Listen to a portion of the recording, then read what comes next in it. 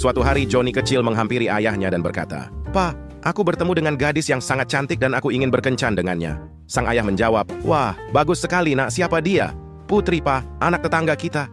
Sang ayah berbisik, "Nak, Papa harus memberitahumu sebuah rahasia. Tapi kamu harus berjanji untuk tidak memberitahu ibumu. Putri itu sebenarnya adalah adikmu, jadi kamu tidak bisa berkencan dengannya." Mendengar itu Johnny kecil merasa kecewa. Beberapa bulan kemudian, Johnny kecil menemui ayahnya dan berkata, "Pa, aku bertemu gadis yang lain, bahkan lebih cantik dari Putri, dan aku ingin berkencan dengannya." Ayahnya bertanya, "Bagus sekali nak, siapa dia?"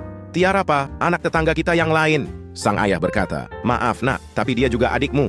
Hal ini terjadi beberapa kali, yang membuat Johnny kecil menjadi sangat kecewa. Johnny pun menghampiri ibunya dan berkata, "Ma, aku sangat kecewa. Aku jatuh cinta pada 6 gadis dan tidak bisa berkencan dengan satu pun dari mereka, karena Papa adalah ayah mereka." Sang ibu menjawab, "Nggak apa-apa Johnny, kamu boleh berkencan dengan siapapun yang kamu mau. Tenang, dia bukan ayahmu."